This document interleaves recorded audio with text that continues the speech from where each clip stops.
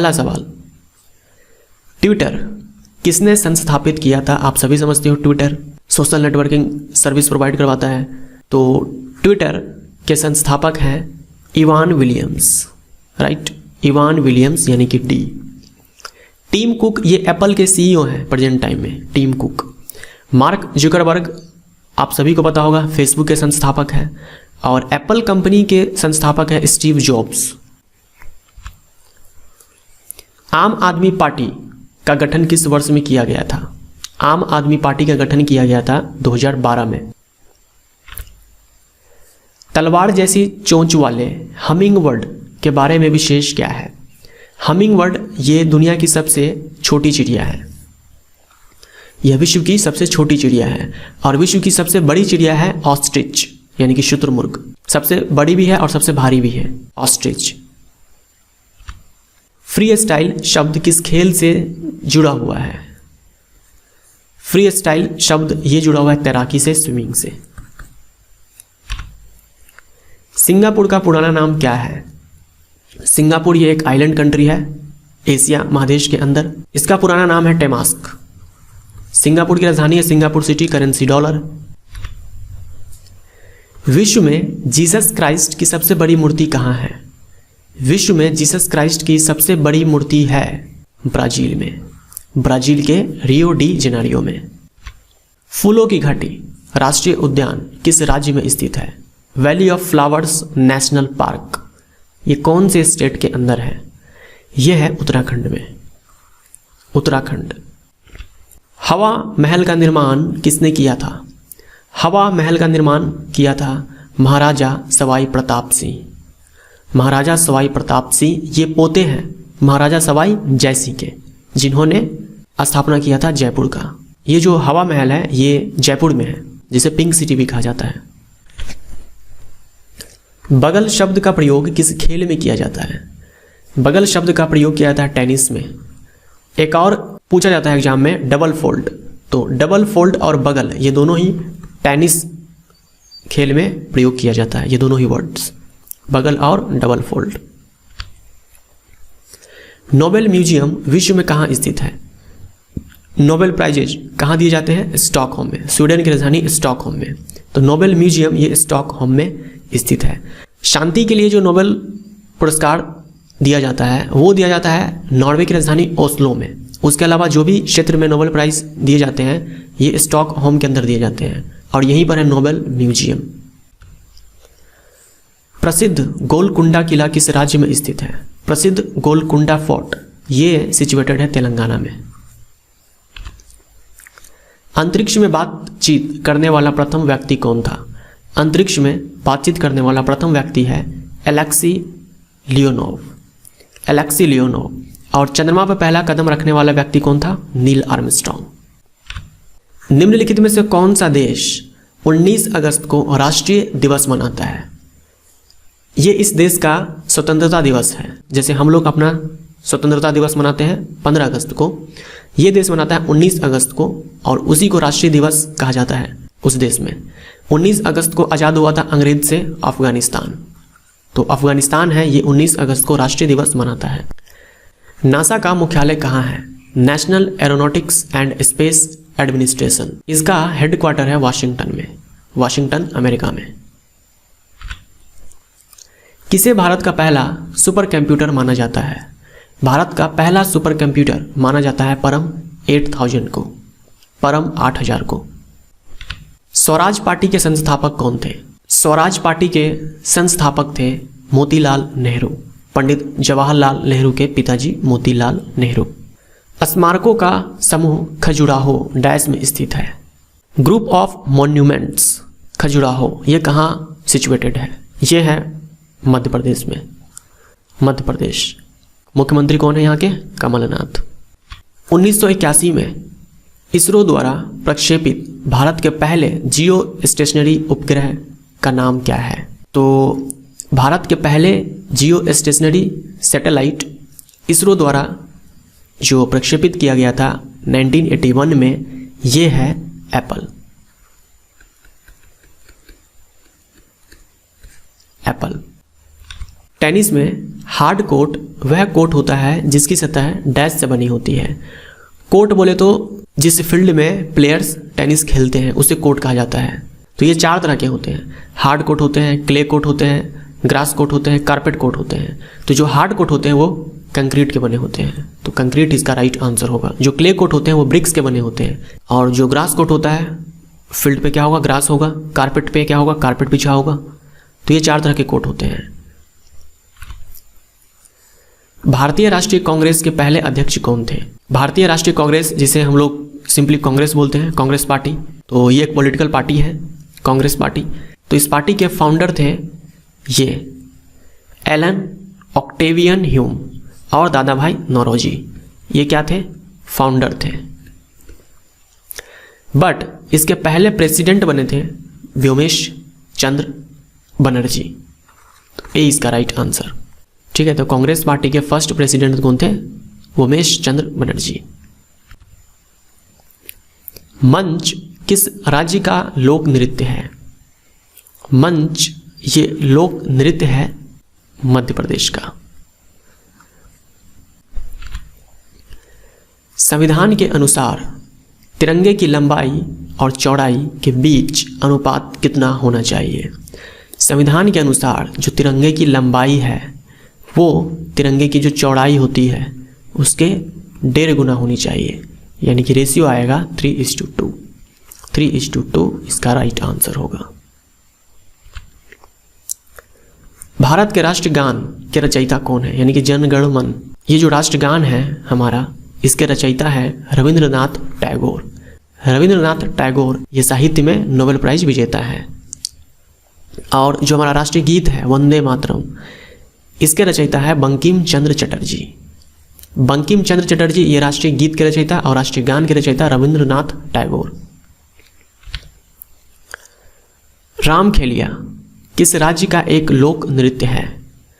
रामखेलिया ये बिहार राज्य का एक लोक नृत्य है, तो बिहार इसका राइट आंसर आते हैं। सबसे पहला सवाल और आसान सवाल, पृथ्वी की सतह पर गुरुत्वीय त्वरण जी का मान क्या है? यानी ये अगर हमारी पृथ्वी है तो इसके सरफेस पे, इसके सतह पे जी का मान क्या है? 9.8 मीटर पर सेकेंड स्क्वायर। देखो जी, यहाँ स्मॉल जी की बात की जा रही है। ये जो जी है इसे बोलते हैं गुरुत्वीय त्वरण। गुरुत्वीय त्वरण क्या होता है? देखो, पृथ्वी हर वस्तु को अपनी केंद्र की ओर आकर्षित करती है एक बल से, जिसे हम लोग बोलते हैं गुरुत्वीय। तो जब किसी वस्तु पे बल लगता है तो उसमें त्वरण उत्पन्न हो जाता है। तो पृथ्वी द्वारा लगाए गए गुरुत्वाकर्षण बल के कारण वस्तु में जो त्वरण उत्पन्न हो जाता है उसी को बोलते हैं गुरुत्वीय त्वरण, यानी कि एक्सेलरेशन ड्यू टू ग्रेविटी। अब ये त्वरण है तो ये एक वेक्टर क्वांटिटी है, सदिश राशि है, और इस त्वरण का जो एसआई मात्रक होता है ये मीटर पर सेकेंड स्क्वायर होता है। इतनी बातें आपको समझ में आई। उसके बाद देखो, अगर ये सरफेस है तो अगर हम सिर्फ सरफेस की बात करें, सिर्फ सतह की बात करें, पृथ्वी के सतह की बात करें, तो पृथ्वी के सतह पे जहां पर जी का मान मैक्सिमम होता है वो है पोल, यानी कि ध्रुव, और जहां पर जी का मान कम होता है वो है इक्वेटर, यानी कि भूमध्य रेखा। तो ये तो बात हो गया सरफेस पे, यानी पोल पे मान 9.8 मीटर पर सेकेंड स्क्वायर से अधिक होती है, थोड़ी सी अधिक होती है, और इक्वेटर पे इससे थोड़ी सी कम होती है। अब हम बात करते हैं सरफेस को छोड़ करके। तो अगर ये सरफेस है और यहाँ पर जी का मान 9.8 मीटर पर सेकेंड स्क्वायर है, तो इस सरफेस से हम चाहे ऊपर चले जाएं, पृथ्वी की सतह से ऊपर चले जाएं, या फिर पृथ्वी की सतह के नीचे चले आएं, यानी पृथ्वी के अंदर गहराई में, दोनों ही सूरतों में जी का मान 9.8 मीटर पर सेकेंड स्क्वायर से कम होने वाली है। यानी कि आपको ध्यान में ये रखना है, चाहे हम सतह से ऊपर जाएं नीचे आए, जी के मान में कमी आती है, बढ़ती नहीं है, दोनों सूरतों में कमी आती है। जब हम पृथ्वी के केंद्र पर पहुंच जाएंगे तब जी का मान 0 हो जाएगा। उसके बाद आपको क्या ध्यान में रखना है कि ये जो स्मॉल जी है, एक्सेलरेशन ड्यू टू ग्रेविटी है, गुरुत्वीय त्वरण है, इसका जो मान होता है ये किन किन चीज़ों पर डिपेंड करता है, इंपॉर्टेंट है। जी का मान डिपेंड करता है मास पे, जी का मान डिपेंड करता है रेडियस पे, जी का मान डिपेंड करता है डेंसिटी पे। लेकिन ये मास, रेडियस, डेंसिटी किसका? प्लेनेट का। ध्यान में रखिएगा, प्लेनेट का, ना कि वस्तु का। ये जी का मान किस पर निर्भर करेगा? पृथ्वी के घनत्व पर, पृथ्वी के द्रव्यमान पर, पृथ्वी के आकार पर। ये इंपॉर्टेंट है। उसके बाद अगर ये अर्थ है और ये है चंद्रमा, तो अगर हम अर्थ से मून पर चले जाएं तो अर्थ पे अगर गुरुत्वीय त्वरण g था तो मून पर जाने के बाद ये g/6 हो जाएगा। अगला सवाल देखिए, प्रकाश की गति डैश है। प्रकाश की गति 3 × 10⁸ मीटर पर सेकेंड। तो C हमारा राइट आंसर हो जाएगा। 10 पे पावर 8 है, -8 मत कीजिएगा। अब प्रकाश के बारे में समझो। प्रकाश एक विद्युत चुंबकीय तरंग है, इलेक्ट्रोमैग्नेटिक वेव है। अब जो भी विद्युत चुंबकीय तरंगे होती है उनका खासियत एक ये होता है, इनको चलने के लिए माध्यम नहीं चाहिए। तो प्रकाश को भी चलने के लिए माध्यम नहीं चाहिए। प्रकाश माध्यम रहे ना रहे कोई फर्क नहीं पड़ता है, प्रकाश बिना माध्यम के भी चल सकता है। और प्रकाश की गति चाहे आपसे निर्वात में पूछे चाहे हवा में पूछे, वैल्यू आपका यही होगा। हालांकि निर्वात से स्पीड थोड़ी कम होती है एयर में, लेकिन आपको दोनों ही केसेस में 3 × 10⁸ मीटर पर सेकेंड ही याद में रखना है। प्रकाश विद्युत चुंबकीय तरंग मैंने आपको बताया। प्रकाश अनुप्रस्थ तरंग भी है। जो प्रकाश तरंग है वो ध्रुवण की घटना को दिखाती है, इसीलिए वो एक ट्रांसवर्स वेव है, यानी कि अनुप्रस्थ तरंग है। वहीं अगर हम बात करें साउंड वेव की, ध्वनि तरंग की, तो ध्वनि तरंग ना तो ये विद्युत चुंबकीय तरंग है और ना ही अनुप्रस्थ तरंग है। साउंड वेव, ध्वनि तरंग, ये यांत्रिक तरंग है, और जो भी यांत्रिक तरंगे होती हैं उसको चलने के लिए किसी न किसी माध्यम की आवश्यकता होती है। यानी कि निर्वात में ध्वनि तरंगे नहीं चलती, और ये अनुदैर्ध्य तरंग होती है। प्रकाश अनुप्रस्थ तरंग और ये अनुदैर्ध्य तरंग। और ध्वनि की गति प्रकाश की गति से बहुत ही कम होती है। अगला फिर से सवाल देखो, कितना आसान पूछा गया था। 160 डिग्री सेल्सियस पर जल की भौतिक स्थिति क्या है? देखते ही आप टिक मार दोगे। बचपन से ही आप जल के क्वथनांक के बारे में पढ़ते आ रहे हो कि जल 100 डिग्री सेल्सियस पर द्रव से गैस में परिवर्तित हो जाता है। 100 डिग्री सेल्सियस पर ही द्रव ये भाप में बदलना स्टार्ट हो गया, गैस में बदलना स्टार्ट हो गया। यहाँ पर तो 160 डिग्री सेल्सियस है, तो हम आसानी से गैस में टिक कर देंगे।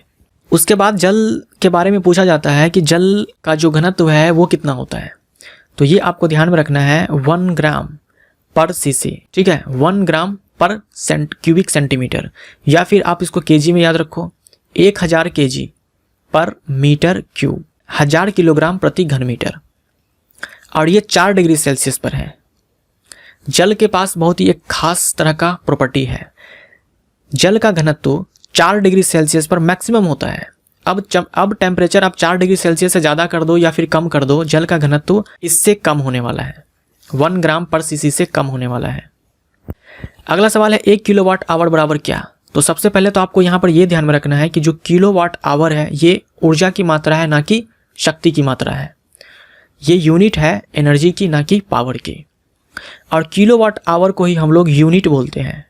आप लोग बोलते होंगे ना, घरों में बिजली बिल आती है यूनिट के हिसाब से, 8 रुपये प्रति यूनिट, 10 रुपये प्रति यूनिट, इस प्रकार से। तो वो जो यूनिट होता है एक्चुअल में वो किलोवाट आवर होता है। और 1 किलोवाट आवर का वैल्यू जूल में आपको ध्यान में रखना है, 3 × 10⁶ जूल, या फिर 1 किलोवाट आवर बराबर 1 यूनिट। अगला सवाल देखो, एक उत्तल लेंस की फोकल लंबाई डैश होती है। देख लो, चाहे उत्तल लेंस हो चाहे उत्तल दर्पण हो, दोनों के लिए मैं बता रहा हूं, चाहे उत्तल लेंस हो चाहे उत्तल दर्पण हो, फोकल लंबाई यानी कि फोकल डिस्टेंस ये धनात्मक होती है। चाहे उत्तल लेंस हो चाहे उत्तल दर्पण हो, फोकल डिस्टेंस पॉजिटिव होने वाली है। अब चाहे अवतल लेंस हो चाहे अवतल दर्पण हो, फोकल डिस्टेंस निगेटिव होने वाली है। अगर लेंस की फोकल डिस्टेंस पॉजिटिव है यानी कि पावर भी पॉजिटिव, शक्ति भी पॉजिटिव। अगर निगेटिव है तो शक्ति भी निगेटिव, ऋणात्मक। लेंस के शक्ति को हम लोग डायोप्टर में मापते हैं। पृथ्वी वस्तुओं को अपनी ओर आकर्षित करती है, यह डैश के कारण होता है। तो ये मैंने आपको थोड़ी देर पहले बताया, पृथ्वी हर वस्तु को अपनी केंद्र की ओर खींचती है, और यह बल होता है गुरुत्वाकर्षण बल। तो गुरुत्वाकर्षण बल इसका राइट आंसर हो जाएगा। ये जो गुरुत्वाकर्षण बल है ये हर 2 द्रव्यमानों के बीच में लगता है। कोई भी 2 वस्तु है जिसके पास कुछ मास है कुछ द्रव्यमान है, वो दोनों ही वस्तु एक दूसरे को अपनी ओर खींचते हैं, और जिस बल के साथ खींचते हैं वो है गुरुत्वाकर्षण बल। गुरुत्वाकर्षण बल का फॉर्मूला आपको ध्यान में रखना चाहिए, कैपिटल G m1 m2 बट्टे में r²। m1 m2 जो मैंने आपको बताया, 2 वस्तु जिसके पास कुछ द्रव्यमान हो, तो ये भी वस्तु एक का द्रव्यमान दूसरे वस्तु का द्रव्यमान। 2 वस्तु जितना नज़दीक होगा गुरुत्वाकर्षण बल उतना ही अधिक होगा। 2 वस्तु का द्रव्यमान जितना ज़्यादा होगा गुरुत्वाकर्षण बल उतना ही ज़्यादा होगा। गुरुत्वाकर्षण बल ये कैपिटल G पर भी डिपेंड करता है, लेकिन इससे कुछ फर्क नहीं पड़ने वाला। कारण ये है क्योंकि इस g का मान में परिवर्तन कभी नहीं होता है। पूरे यूनिवर्स के लिए ये जो कैपिटल G है ये कांस्टेंट है और इसका वैल्यू आपको ध्यान में रखना है। इस g का वैल्यू आपको यूनिट के साथ ध्यान में रखना है। 6 × 67 × 10⁻⁻11 न्यूटन मीटर स्क्वायर पर kg स्क्वायर, ये g का वैल्यू है जो आपको ध्यान में रखना है। और मैंने आपको बताया इस g का मान पूरे यूनिवर्स के लिए कांस्टेंट है, इसीलिए हम इसे बोलते हैं यूनिवर्सल ग्रेविटेशनल कांस्टेंट, सार्वत्रिक गुरुत्वाकर्षण नियतांक। चाहे आप पृथ्वी पर हो चाहे चंद्रमा पर हो, पूरे यूनिवर्स में कहीं पर भी घूम जाओ, इस g का वैल्यू सेम ही रहने वाला है। और इस g का मान जो मैंने अभी आपको बताया 6.67 × 10⁻⁻11 न्यूटन मीटर स्क्वायर पर kg स्क्वायर, ये जो पूरा वैल्यू है इसको निकाला था एक वैज्ञानिक हेनरी कैवेंडिश ने। अगला सवाल देखिए, ठोस कार्बन डाइऑक्साइड को किस नाम से जाना जाता है? अब कार्बन डाइऑक्साइड तो गैस होता है, ये ठोस कैसे हो गया? देखो, जब गैस को लो टेम्परेचर पर ले जा करके उस पर हाई प्रेशर अप्लाई किया जाता है, यानी कम तापमान पर ले जा करके अधिक दबाव डाला जाता है, तब गैस के मॉलिक्यूल्स जो बहुत दूर दूर होते हैं वो बहुत ही पास पास चले आते हैं, इतने पास जितने कि एक ठोस में होते हैं मॉलिक्यूल्स, अणु। तब जा करके गैस सॉलिड में कन्वर्ट हो जाती है। तो कार्बन डाइऑक्साइड गैस के साथ कुछ यही किया जाता है जिससे वो ठोस हो जाता है। तो ठोस कार्बन डाइऑक्साइड को हम लोग सूखा बर्फ कहते हैं, ड्राई आइस कहते हैं।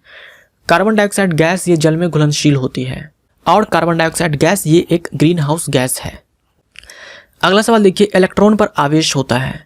आवेश यानी कि चार्ज, चार्ज का SI यूनिट, आवेश का SI मात्रक कूलम होता है और एक इलेक्ट्रॉन पर चार्ज होता है 1.6 × 10⁻⁻19 कूलम। देख रहे हो ना आप, कितना आसान सवाल पूछा गया है।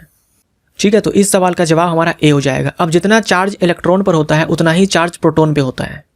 प्रोटॉन पर भी यही चार्ज होता है लेकिन नेचर अलग होता है। और यहाँ 10⁻⁻19 है, 19 मत करना। इलेक्ट्रॉन की खोज की J.J. थॉमसन ने, वहीं प्रोटॉन की खोज की गोल्डस्टीन ने और न्यूट्रॉन की खोज की जेम्स चैडविक ने। देखो, इलेक्ट्रॉन पे चार्ज होता है, प्रोटॉन पे भी चार्ज होता है, न्यूट्रॉन पे कोई चार्ज नहीं होता है, न्यूट्रॉन चार्जलेस होता है। प्रोटॉन और न्यूट्रॉन ये न्यूक्लियस के अंदर होता है और इलेक्ट्रॉन न्यूक्लियस के बाहर होता है। अगला सवाल देखो कितना आसान है, पृथ्वी का द्रव्यमान पूछ दिया। पृथ्वी का द्रव्यमान ये होता है 6 × 10⁻24 kg। इतना ही नहीं, पृथ्वी की त्रिज्या भी आपको ध्यान में रखनी है। ये पृथ्वी की त्रिज्या होती है 6400 किलोमीटर, 6400 किलोमीटर। अगला सवाल देखिए, मंदता का अर्थ है कि कोई वस्तु डैश से चल रही है। मंदता का मतलब ऋणात्मक त्वरण। ठीक है, मंदता का मतलब होता है ऋणात्मक त्वरण और ऋणात्मक त्वरण का मतलब कि स्पीड घट रही है, तो घटती हुई चाल आप यहाँ पर टिक करोगे। मंदता का मतलब निगेटिव एक्सेलरेशन। जो त्वरण का फॉर्मूला होता है ये होता है A = V - U/t। V हो गया अंतिम वेग, U हो गया प्रारंभिक वेग और t हो गया समय। तो देखो, ये A का मान 0 से छोटा कब आएगा? समय तो कभी ऋणात्मक होता नहीं है। आप ऐसा तो नहीं बोलते -2 सेकेंड, -3 सेकेंड, ये तो हमेशा धनात्मक होने वाला है। अब इस दोनों पर डिपेंड करेगा कि ये जो पूरा मान है A का, ये ऋणात्मक आने वाला है या फिर धनात्मक आने वाला है। अगर यहाँ पर U बड़ा हो जाए, प्रारंभिक वेग बड़ा हो जाए, अंतिम वेग छोटा हो जाए, तब ये A ऋणात्मक आ जाएगा।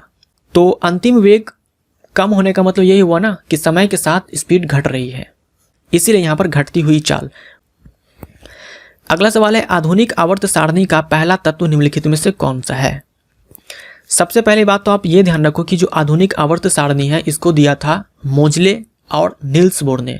कई सारे वैज्ञानिक का योगदान है, लेकिन आपके एग्जाम में 2 ही नाम आते हैं, एक मोजले दूसरा नील्स बोर। दोनों आ जाए तो मोजले को टिक करना, अदरवाइज इन दोनों में से जो नजर आ जाए उसको टिक कर देना।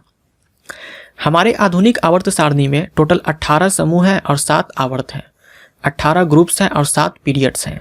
हमारा जो आधुनिक आवर्त सारणी है ये हमारे परमाणु क्रमांक पर आधारित है, एटॉमिक नंबर पे बेस्ड है। और आधुनिक आवर्त सारणी में तत्वों को रखा गया है उसके बढ़ते हुए परमाणु क्रमांक के आधार पर। और हमारे आधुनिक आवर्त सारणी का पहला तत्व है हाइड्रोजन और दूसरा तत्व है हीलियम। और जो पहला आवर्त है, 7 आवर्त में से जो पहला आवर्त है उसमें 2 ही तत्व हैं, एक है हाइड्रोजन और एक है हीलियम, और ये दोनों के दोनों अधातु है, जिसमें हीलियम ये एक अक्रिय तत्व है और ये गैस है, और ये गैस है, हाइड्रोजन भी गैस है। तो हीलियम ये अक्रिय गैस है, इनर्ट गैस है, और एकमात्र ऐसा इनर्ट गैस है जिसके बाह्यतम कक्षा में सिर्फ 2 ही इलेक्ट्रॉन है। बाकी जितने भी अक्रिय गैस होते हैं, जैसे कि जेनॉन हो गया, रेडॉन हो गया, नियोन हो गया, इन सभी में क्या है, बाह्यतम कक्षा में 8 इलेक्ट्रॉन है। इन सब के बाह्यतम कक्षा में 8 इलेक्ट्रॉन है, लेकिन एक हीलियम ही है इनर्ट गैस जिसके आउटर मोस्ट शेल में 2 ही इलेक्ट्रॉन्स हैं। तो हमारे आधुनिक आवर्त सारणी का पहला तत्व हाइड्रोजन। हाइड्रोजन के पास 1 प्रोटॉन है, 1 इलेक्ट्रॉन है, लेकिन कोई भी न्यूट्रॉन नहीं है, 0 न्यूट्रॉन। न्यूट्रॉन की संख्या हाइड्रोजन में 0। हमारे आधुनिक आवर्त सारणी का पहला तत्व हाइड्रोजन, दूसरा हीलियम और तीसरा है लिथियम। तो ये भी अधातु, ये भी अधातु और ये है धातु। तो हमारे आधुनिक आवर्त सारणी का जो पहला धातु तत्व है वो है लिथियम। लिथियम ये सबसे हल्की धातु भी है, लेकिन अगर पूरे आवर्त सारणी में सबसे हल्का तत्व पूछे तो आंसर आप हाइड्रोजन को टिक करोगे। तो पहला तत्व यहाँ पर हाइड्रोजन, सी हमारा राइट आंसर। अगला सवाल देखो, पौधों में गैसों का आदान प्रदान डैश के माध्यम से होता है। 5वीं 6ठी क्लास से आप पढ़ते आ रहे हो, स्टोमेटा के थ्रू, रंध्रों के थ्रू। तो गैसों का आदान प्रदान, साथ में वाष्पोत्सर्जन, ये रंध्रों के माध्यम से होता है। अब देखो, कॉलेनकाइमा, स्क्लेरेनकाइमा, पैरेनकाइमा, ये सारे के सारे साधारण अस्थायी ऊतक है पादप के अंदर। प्लांट के अंदर ये सिंपल परमानेंट टिश्यूज है। इन तीनों का नाम आपको ध्यान में रखना है। देखो, पैरेनकाइमा और कॉलेनकाइमा के अंदर जो सेल्स होते हैं, जो कोशिकाएं होती है, वो जीवित होती है, लिविंग होती है। वहीं स्क्लेरेनकाइमा के पास जो सेल्स होती है वो डेड होती है, यानी कि मरी हुई होती है। उसके बाद कॉलेनकाइमा के कारण पौधों में लचीलापन आता है। प्लांट के अंदर फ्लेक्सिबिलिटी प्रोवाइड कराता है कॉलेनकाइमा। वहीं स्क्लेरेनकाइमा, इसके कारण प्लांट स्ट्रॉन्ग और स्टिफ होते हैं, यानी कि मजबूत होते हैं स्क्लेरेनकाइमा के कारण। तो इस पर आधारित भी कई सारे सवाल आपके एग्जाम में पूछे गए हैं।